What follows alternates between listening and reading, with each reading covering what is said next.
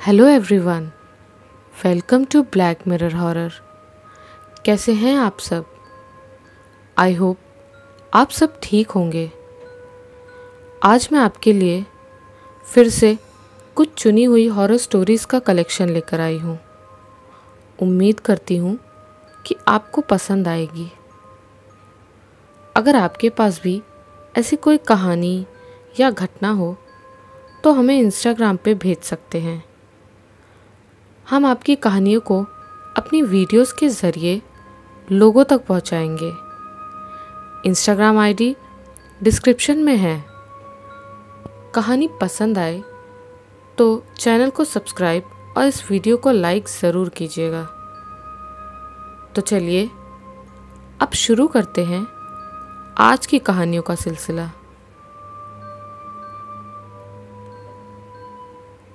इतनी रात का सफ़र किसे अच्छा लगता है भला, मगर क्या किया जाए। वहाँ के लिए बस ही रात को 2 बजे के बाद मिलती है, वो भी इस शहर से नहीं बल्कि दूसरे शहर जाकर। ये तो वैसे भी कोई शहर नहीं है, कस्बा है कस्बा।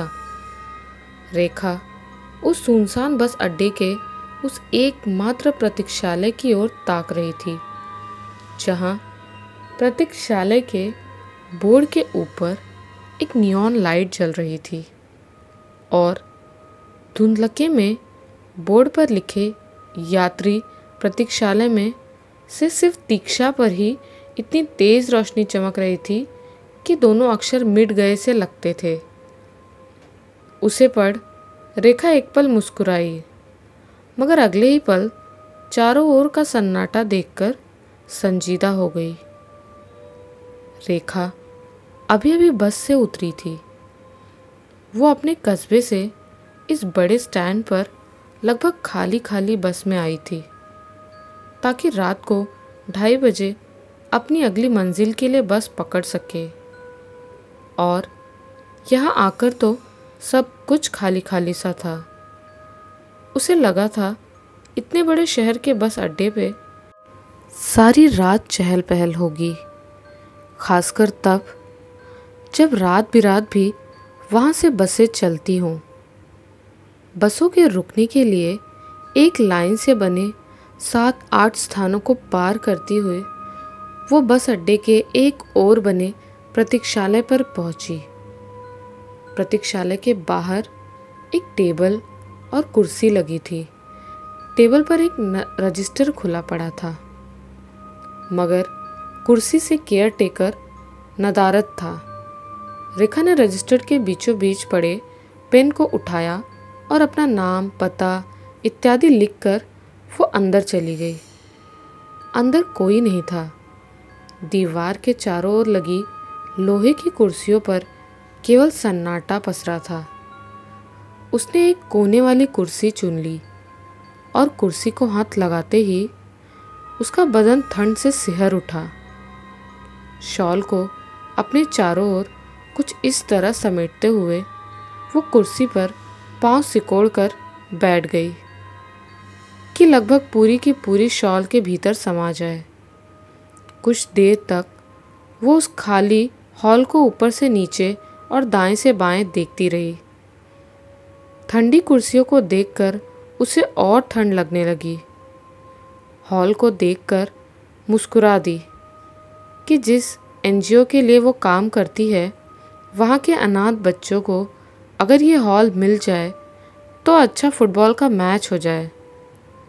हॉल देखते देखते ऊब गई तो दरवाजे के बाहर देखने लगी।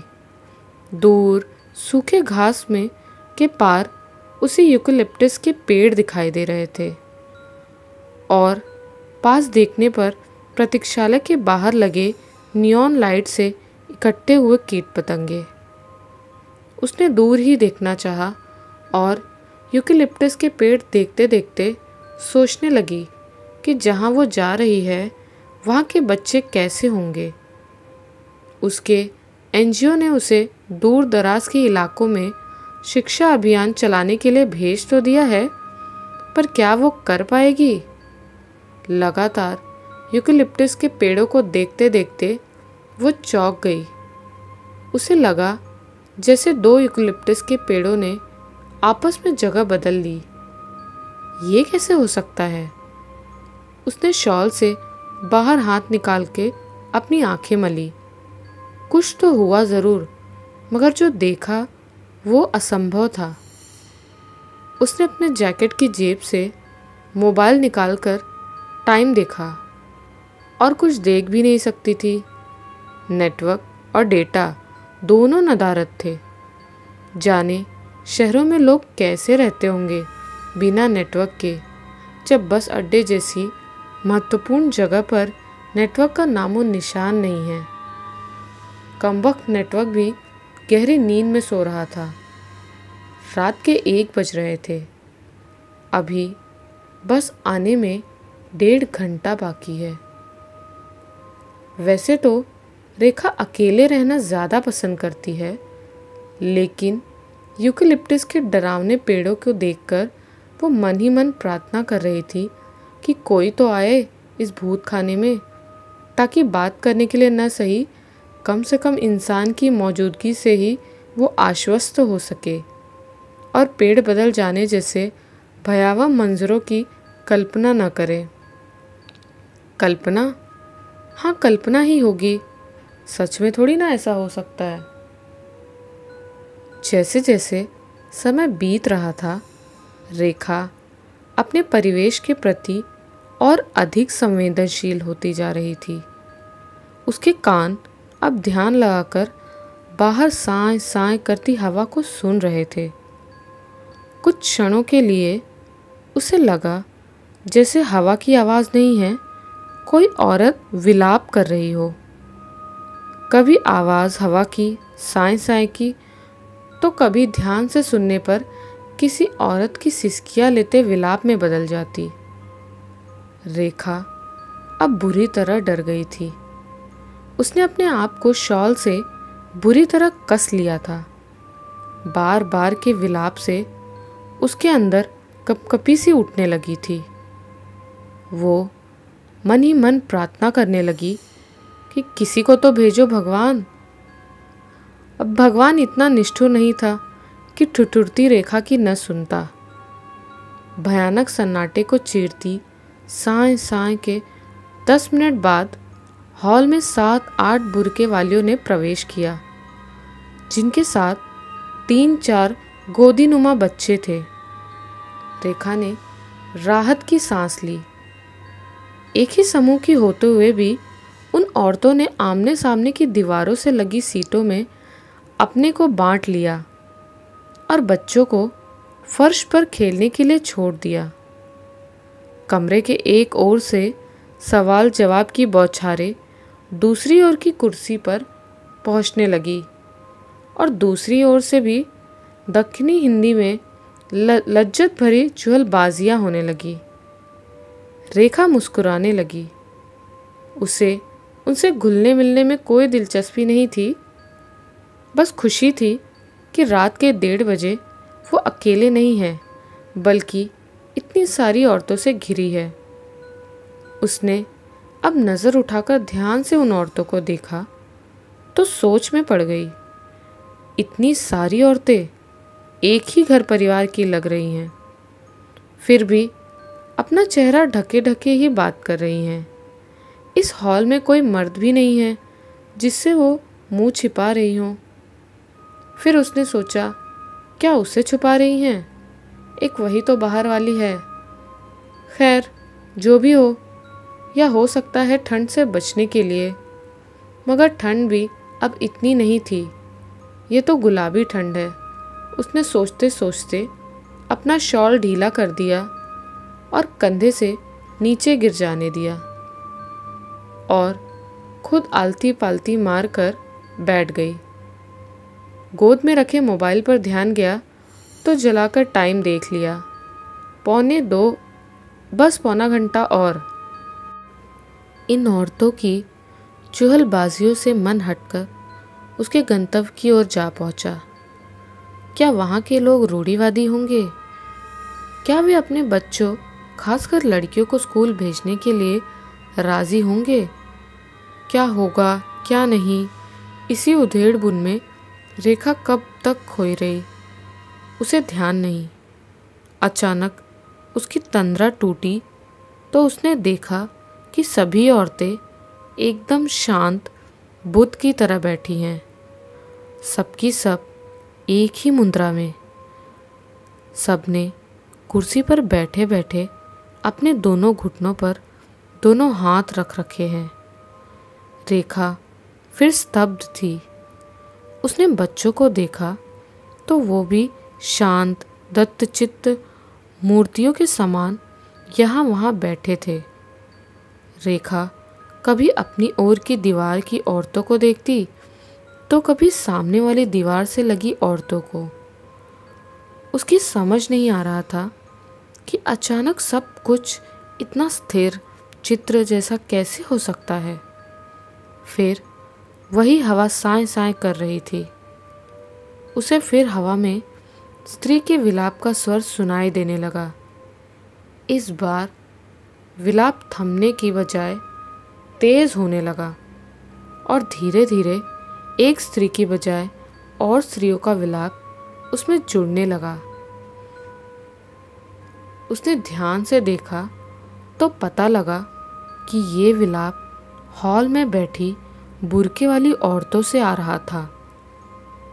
वे सबकी सब मूर्तिमय मुद्रा में सिसकियां ले रही थी।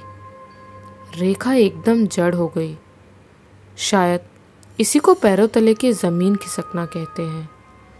धीरे धीरे उनका विलाप सिसकियों से नाक सुड़कने में बदल गया। वे सभी सिसक सिसक कर नाक सुड़क रही थी। बच्चे जस के तस फर्श पर चिपके हुए थे। रेखा ने डरते डरते पैर जमीन पर रखा कि वो धीरे से वहां से भाग जाए, मगर जैसे ही उसने पाँव जमीन पर रखे, औरतों ने खुले आम रोना शुरू कर दिया। रेखा ने डर के मारे कुर्सी के दोनों हाथ पकड़ लिए और एक कपकपाती ठंड लहर को अपने भीतर उतर जाने दिया। वो खुद कुछ देर के लिए बुत हो गई। कुछ समय बाद जब उसने साहस बटोर कर खड़े होने का प्रयास किया तो औरतें सभ्य तरीके से रोना छोड़कर बोका फाड़ फाड़ कर और छाती पीट पीट कर रोने लगी। रेखा के पैर वहीं जम गए। ये क्या हो रहा है? उसने वहीं खड़े खड़े देखा कि वे छाती पीटती और मर्मांतक रुदन करती औरतें अपनी कुर्सी से आधा फीट ऊपर हवा में हैं। रेखा हैरान थी। वो वहाँ से जान लगाकर भाग जाना चाहती थी, मगर उसके पैर बर्फ हो चुके थे, एकदम निष्प्राण से। वो वहाँ जड़ होकर केवल ये सारा तमाशा घटित होते हुए देख सकती थी। न भाग सकती थी, न अपने अवरुद्ध कंठ से किसी को मदद के लिए पुकार पा रही थी। उसने देखा औरतें और आधा फीट ऊपर उठ गई और उनका रुदन तेज से तेज होता चला गया। अपनी बेबसी पर रेखा की आंखों से आंसू बहने लगे।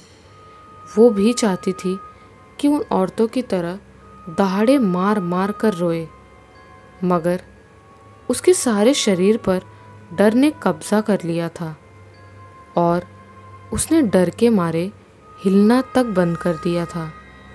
केवल उसकी आंखों से गिरते आंसू ही बस दिखाई दे रहे थे। उसकी पलकें तक झपक नहीं रही थी। औरतें कुछ और ऊपर उठी, फिर कुछ और ऊपर। जैसे जैसे हवा में बैठे बैठे ही निराधार वे ऊपर उठ रही थी, वैसे वैसे ही उनका विलाप तीखा और तेज होता जा रहा था। अब वे लगभग छत के करीब पहुंच चुकी थी। रेखा को अपनी गर्दन और पुतलियां ऊपर उठानी पड़ी। उनकी चीखों से कान फटने से लगे थे। वे औरतें हवा में ही तेज तेज घूमने लगी। रेखा को ये सब देखकर चक्कर सा आने लगा। उसने दम लगाकर दरवाजे की ओर भागने की कोशिश की, मगर बीच हॉल में ही रुक गई।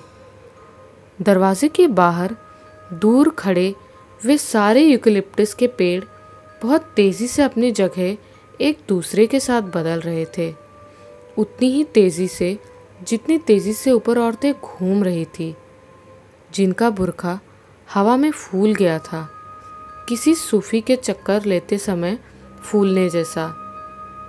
इतने में रेखा के हाथ का फ़ोन घनघना उठा।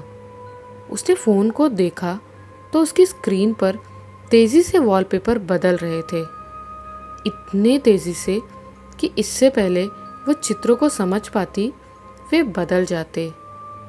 रेखा का सिर अब घूम गया, पूरा हॉल आंखों के आगे नाच गया और वो धड़ाम से फर्श पर गिर गई। सुबह की हल्की धूप उसकी आंखों पर गिर रही थी और एक आदमी उसके कंधे को हिला हिलाकर उसे उठाने की कोशिश कर रहा था। रेखा ने आंखें खोली।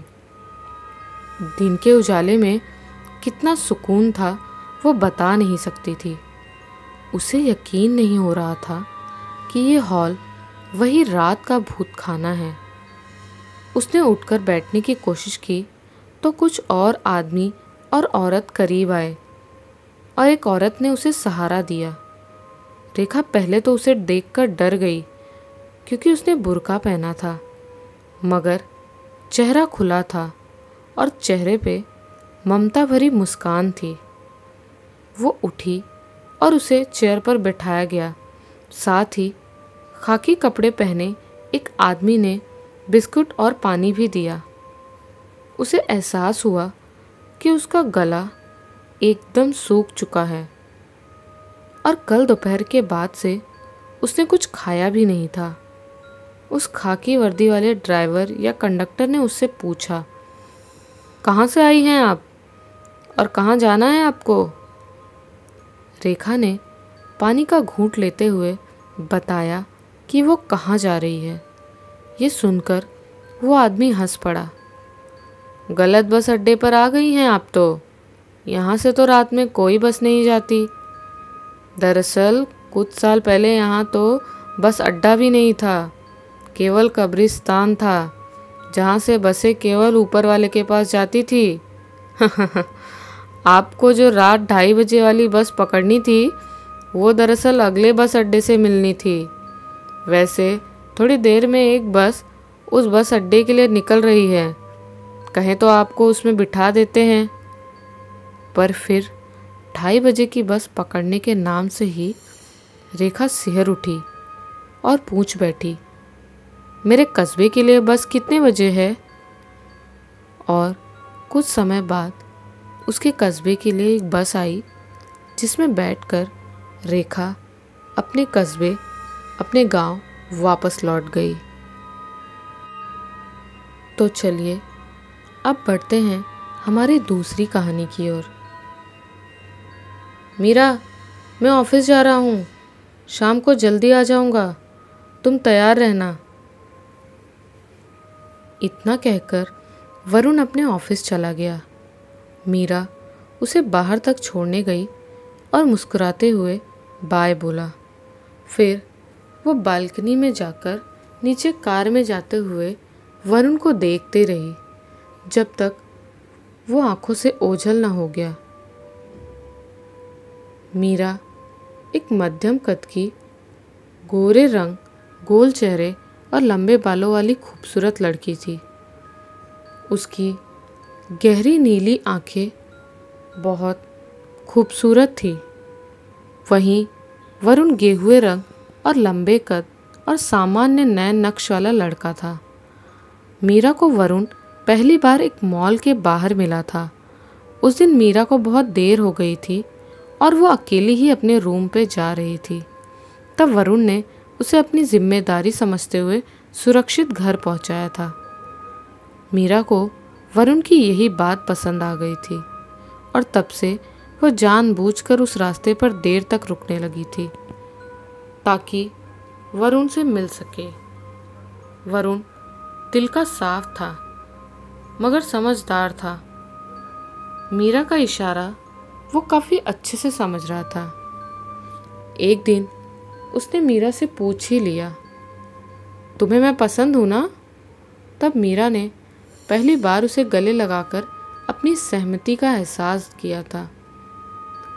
उसके बाद से दोनों अक्सर ही मिलने लगे थे। वरुण और मीरा दोनों ही नौकरी पेशा थे। वरुण की बैंक में जॉब थी, वहीं मीरा एक एनजीओ से जुड़ी हुई थी। दोनों का ही दुनिया में कोई अपना नहीं था। वरुण के माता पिता उसकी नौकरी लगने के 2 महीने बाद ही एक कार एक्सीडेंट में मारे गए थे, जबकि मीरा हमेशा एक अनाथालय में रही थी और कुछ समय से एक रूम लेकर रहने लगी थी। वक्त के साथ साथ मीरा और वरुण एक दूसरे के काफ़ी करीब आ चुके थे। व्यवहार में दोनों ही एक दूसरे से एकदम उल्टे थे। वरुण बात बात पर नाराज़ होने वाला और मीरा हमेशा मुस्कुराती वाली। जो प्यार मीरा को कभी नहीं मिला था, वो वरुण में पाकर उसके गुस्से को भी वो सहर्ष स्वीकार कर चुकी थी। जबकि वरुण अकेलेपन से कुंठित हो चुका था और अब जब कोई ऐसा उसके पास था जिस पर उसे भरोसा था कि वो उसे छोड़कर कभी नहीं जाएगी, तो वो जैसे चाहे उसके साथ रहता था। दोनों को साथ में रहे 2 साल हो चुके थे। दोनों ही अपनी अपनी जिंदगियों में खुश थे और एक दिन वरुण ने मीरा के सामने शादी का प्रस्ताव रख दिया। मीरा वरुण से प्यार करती थी, मगर शादी जैसी बड़ी जिम्मेदारी उठाने के लिए अभी तैयार नहीं थी।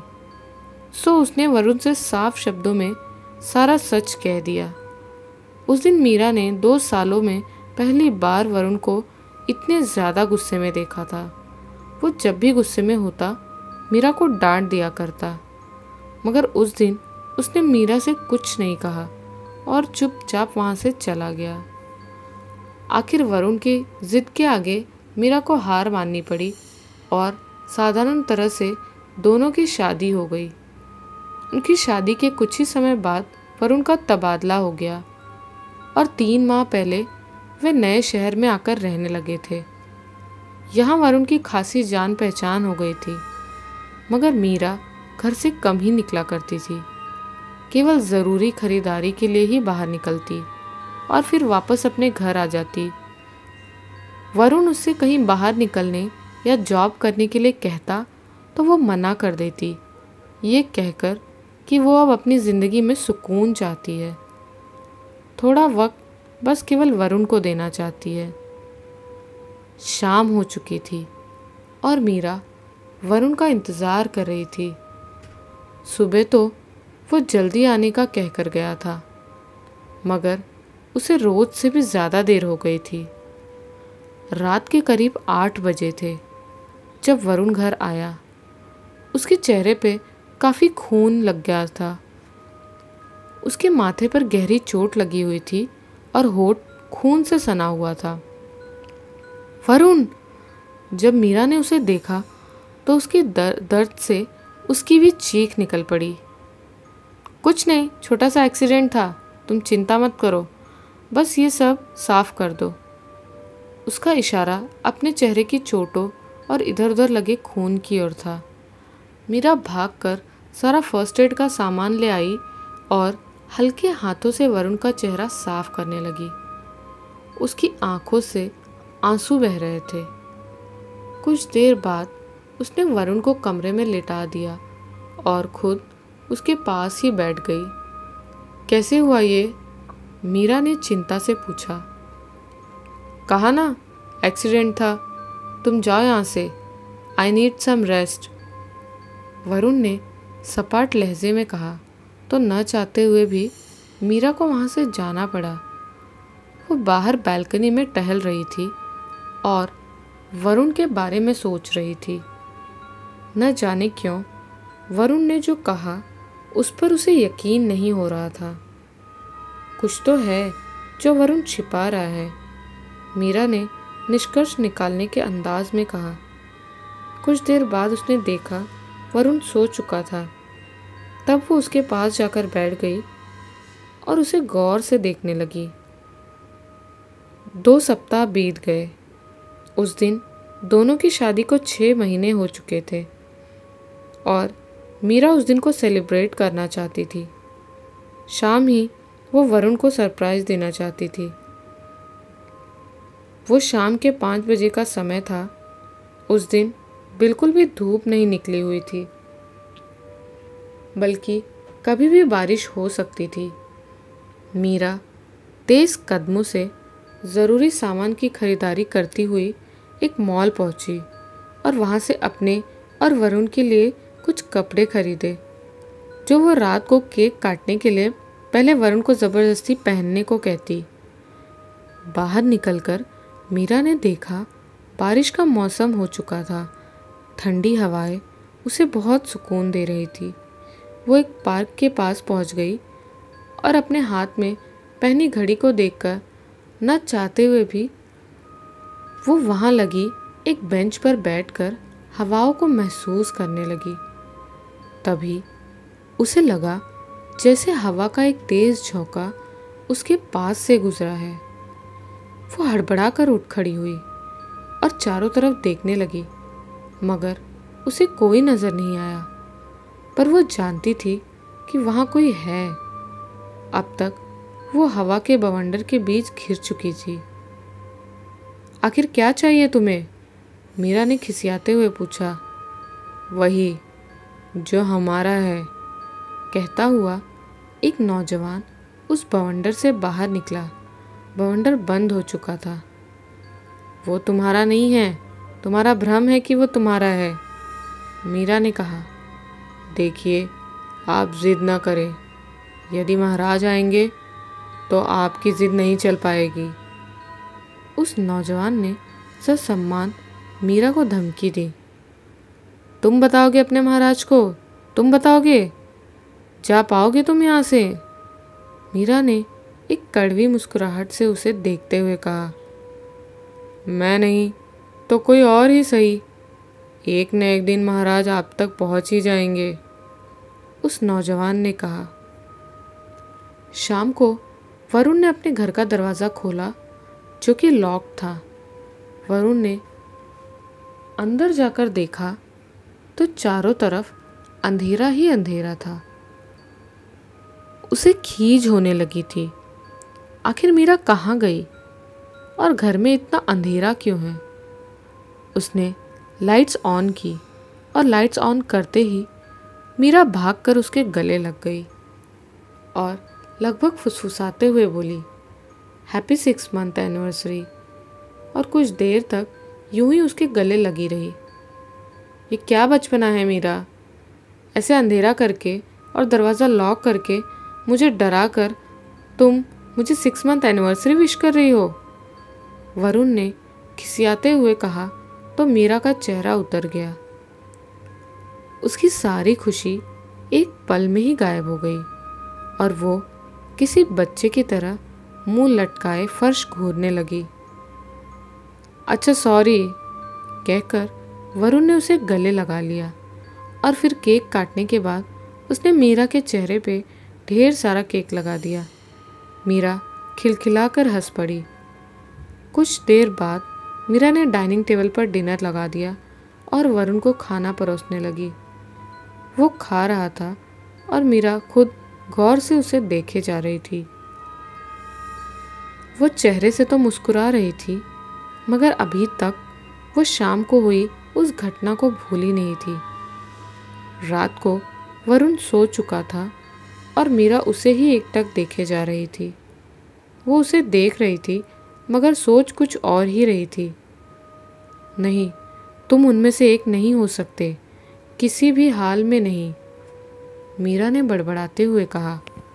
मैं किसी में से भी एक नहीं हूँ, बिल्कुल अलग हूँ, वरुण ने कहा। तो मीरा सकपका गई। अगले ही पल वरुण ने उसे अपनी ओर खींच लिया और उसे कसकर गले लगाकर सो गया।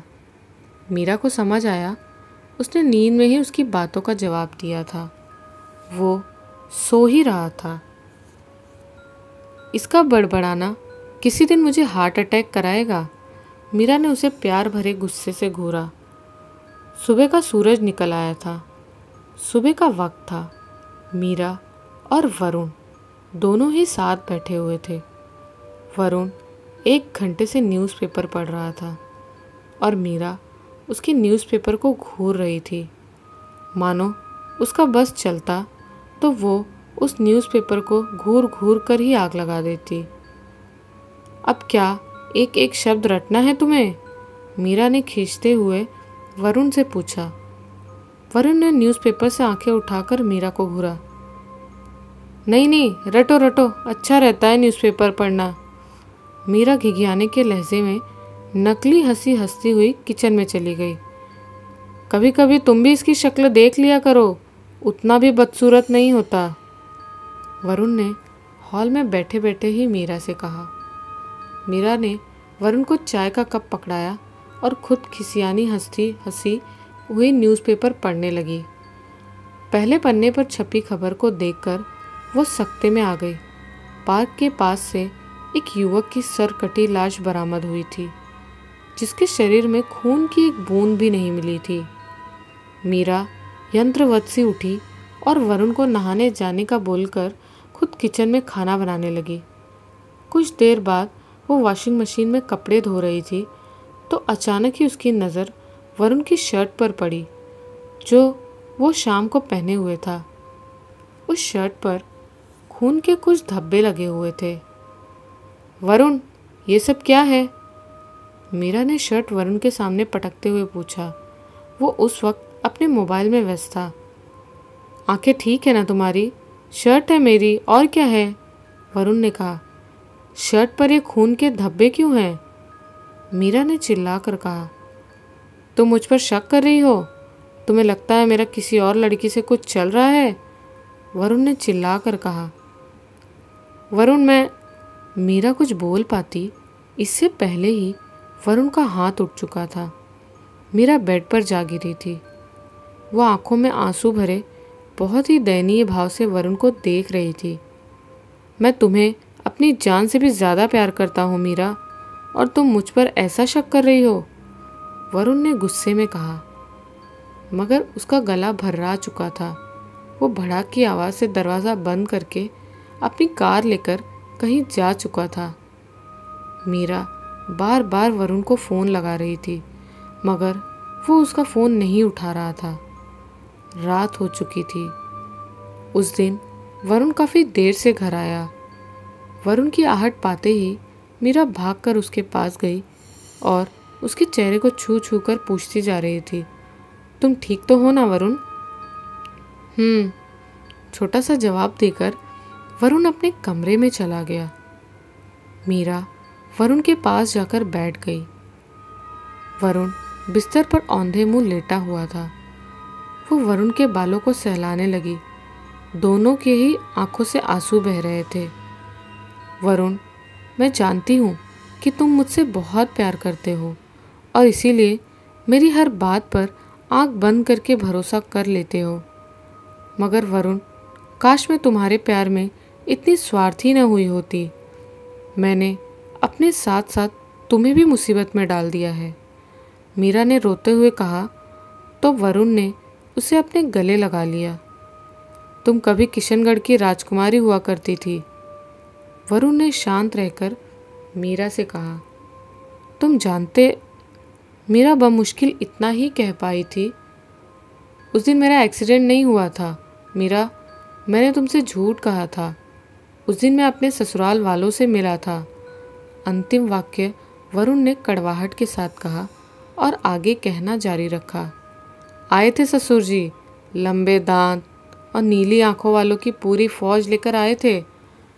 तुम्हें मांग रहे थे, मगर जब मैंने मना कर दिया तो मेरी अच्छे से खातिरदारी करके मुझे 1 महीने का वक्त देकर वापस लौट गए। वरुण ने मीरा को पूरी बात बताई। नहीं वरुण, वो मुझे नहीं बल्कि तुम्हें ले जाने आए थे। उन्हें लगा होगा कि मैं इतने सालों से तुम्हारे साथ हूँ तो मैंने तुम्हें भी अपने जैसा एक वैम्पायर बना दिया होगा, मगर उन्हें नहीं पता कि मैं तुमसे कितना प्यार करती हूँ। ये करीब 150 साल पुरानी बात है। उस समय भारत पर अंग्रेज़ों का शासन हुआ करता था। उस समय अंग्रेज़ों की काफ़ी बड़ी जनसंख्या वैम्पायर यानी रक्त पिचाश हुआ करती थी। वैम्पायर कभी भी मरते नहीं, बस सालों तक, सदियों तक यूं ही खून की प्यास के लिए भटकते रहते हैं, जब तक कोई उनका शरीर नष्ट न कर दे। पिताजी किशनगढ़ के महाराज हुआ करते थे। उन्होंने पीटर, जो कि उस वक्त किशनगढ़ की बागडोर संभालने वाला था, से आम जनता को उसके हितों को देने की बात उठाकर खुद मुसीबत मोल ले ली थी। पीटर को पिताजी की बात बुरी लग गई। जिस जनता के लिए पिताजी ने उससे झगड़ा किया था, उसने रातों रात उसी किशनगढ़ की जनता को रक्त पिचाशों में बदल दिया। वो खुद भी एक पिचाश था, सो उसे ये काम करने में ज़्यादा मशक्क़त नहीं लगी। हमारा पूरा परिवार भी रक्त पिचाशों में बदल चुका था। जीते जी साफ दिल के पिताजी वैम्पायर बनने के बाद सिर्फ सत्ता और इंसानी खून के प्यासे हो गए थे, और कुछ ही समय बाद रक्त पिचाशों के काले साम्राज्य के राह बन चुके थे वे। मगर मैं उन सब से अलग थी। मैं कभी इंसानी खून नहीं पीती थी, इसीलिए वैम्पायर जाति पर कलंक कहकर पिताजी ने मुझे अपने साम्राज्य से निकाल दिया। मगर मैं वैम्पायर साम्राज्य की राजकुमारी थी, इसलिए कोई ना कोई वैम्पायर हमेशा मुझ पर नज़र रखे रहता था। जब मेरी शादी तुमसे हुई तो सबको उम्मीद लगी कि मैं किसी रक्त पिचाश को जन्म दूंगी, साथ ही साथ तुम्हें भी अपने जैसा एक वैम्पायर बना दूंगी। इसीलिए वे सब तुम्हारे पीछे थे। तुमसे मुझे मांगना तो केवल हमारी ज़िंदगियों में और नज़दीकी से दखल देने की एक साजिश थी। मैं इसीलिए तुमसे शादी नहीं करना चाहती थी, और इसीलिए अभी तक हमारी कोई संतान नहीं है। तुम्हें ले जाने के लिए ही वे बार बार किसी न किसी वैम्पायर को भेजते हैं। न्यूज़पेपर में मरा हुआ वो लड़का उनमें से ही एक था जिसे मैंने मार दिया था। उसका सिर काट कर नष्ट कर दिया था उसे। वरुण ने तुम्हें अपने जैसा बनाकर वे अपनी जनसंख्या बढ़ाना चाहते हैं, मगर अपने वरुण को मैं एक दरिंदा, एक वैम्पायर कभी नहीं बनने दूंगी, कहकर मीरा ने कसकर उसका हाथ पकड़ लिया। वो उसे खोने के डर से ही कांप रही थी। तुम डरो मत मीरा, मुझे कुछ नहीं होगा। वरुण ने मीरा का सिर सहलाया। मैं एक वैम्पायर हूँ, एक रक्त पिचाशनी। तुम ये सब जानकर भी मुझसे प्यार करते हो? मीरा ने सिसकते हुए पूछा। तुम चाहे जो भी हो, मेरे लिए तुम्हारा प्यार कभी झूठा नहीं था मीरा, ये मैं जानता हूँ। इतना कहकर वरुण ने भी मजबूती से उसका हाथ थाम लिया। वरुण, वे आ गए, मीरा ने डरते हुए कहा। ये इंसानी घास फूस खाकर मुझ में उनसे लड़ने की ज़्यादा शक्ति नहीं है। मीरा बड़बड़ाती हुई कुछ खोज रही थी, और कुछ ही देर में उसके हाथ में एक पुरानी मगर तेज धारदार तलवार थी। बाहर उनके दरवाजे पर भयानक दस्तक देने की आवाज़ें आ रही थी, और वरुण और मीरा के पास भागने की कोई जगह नहीं थी। वे मजबूती से एक दूसरे का हाथ पकड़े खड़े थे। अगले ही पल धड़ाम की आवाज़ से दरवाज़ा टूट चुका था। 3 इंच लंबे दांत और गहरी नीली आंखों वाले उन पिशाचों की संख्या 25 के करीब थी। मीरा वरुण का हाथ पकड़कर किसी ढाल की तरह उसके सामने खड़ी हुई थी। एक एक कर उन्होंने वरुण और मीरा को घेर लिया था। 1 महीना खत्म हुआ, वरुण ने धीरे से कहा। मीरा की आंखें भी अब गहरी नीली हो चुकी थी, और उसके लंबे सफ़ेद दांत होठों के ऊपर से बाहर निकल चुके थे। वरुण ने पहली बार मीरा को इस रूप में देखा था। वो हवा की गति से कईयों पिशाचों का गला काटती जा रही थी और उनका खून पीती जा रही थी। एक हाथ से वो वरुण का हाथ पकड़े हुए थी और दूसरे हाथ से वो उन रक्त पिचासों का गला काटती जा रही थी। तभी एक अलग ही दर्द भरा स्वर उसके कानों में पड़ा। वरुण जमीन पर निष्प्राण पड़ा हुआ था। मीरा के पिता ने उसका सारा खून चूस कर उसे भी अपने जैसा एक पिशाच बनाने का काम कर दिया था। मीरा निढाल होकर जमीन पर गिर पड़ी, मगर अगले ही पल उसने हिम्मत भरी और अपने हाथ में पकड़ी तलवार से पहले वरुण का और फिर एक ही झटके में अपना गला काट लिया। वरुण और मीरा अब मर चुके थे, मगर उन वैम्पायर्स को हराकर वे वरुण को अपने जैसा एक वैम्पायर बनाना चाहते थे, मगर उन्होंने मीरा को खोकर एक और वैम्पायर को खो दिया था।